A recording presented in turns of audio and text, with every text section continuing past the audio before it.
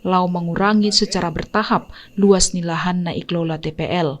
Asaboi TPL itutup secara perlahan ale pasti. Jangan lupa subscribe YouTube channel Toba TV dan pastikan untuk menyalakan lonceng notifikasinya.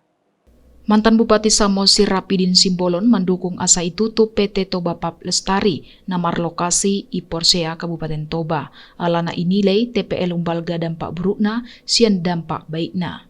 Rapidin Simbolon marpandapot TPL tumagon ditutup demi menjaga Toba dohot alam na lestari.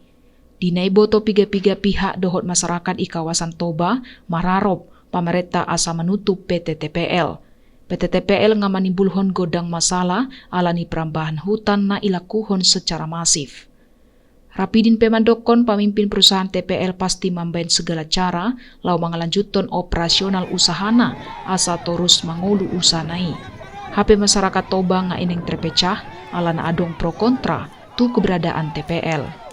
Rapidin manilai Menko Marves Luhut Binsar Panjaitan, 5 Salsada Putra Bata, na saton mendapat hapor siaon nama Timbosen Presiden Jokowi, na perlu didorong asa dibisikon tu Presiden Jokowi lau mengurangi secara bertahap luas nilahan na ikelola TPL.